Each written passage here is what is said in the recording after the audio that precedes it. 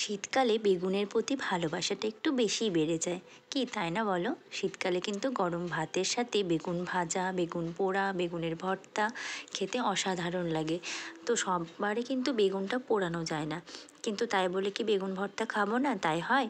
তো চলো আজকে তোমাদেরকে বেগুন না পুড়িয়েই বেগুনের ভর্তার একটা রেসিপি শেয়ার করছি। প্রথমে কড়াইতে সর্ষের তেল দিয়ে শুকনো লঙ্কাটা ভেজে তুলে রেখেছি। এবার কড়াইতে দিয়ে দেবো লবণ হলুদ মাখানো বেগুন, তার সাথে একটা টমেটো দু টুকরো করে, একটা কাঁচা লঙ্কা আর কয়েকটা রসুনের কোয়া। তো এবার ভালো করে ভেজে নেওয়ার পালা। তো সুন্দরভাবে ভাজা হয়ে গেলে এখানে শুকনো লঙ্কা সাথে রসুন আর কাঁচা লঙ্কাটা তুলে নিয়েছি। এবার টমেটোটা ভাজা হয়ে গেলে টমেটোটাও তুলে রেখে দিচ্ছি। এবার বেগুনটা লাল করে ভেজে সেটাকেও তুলে নেব। এবার সবগুলোকে একসাথে মেখে নেওয়ার পালা। টমেটোর খোসাগুলো এখানে ছাড়িয়ে নেব আর একটুখানি লবণের মধ্যে শুকনো লঙ্কাটাকে ভালো করে ডলে মেখে নেব। যেহেতু বেগুন ভাজাতে আগে থেকেই লবণ দেওয়া আছে, তাই লবণের পরিমাণটা কিন্তু বুঝে শুনেই দিতে হবে। তো এবার সবগুলোকে একে একে মেখে নেব।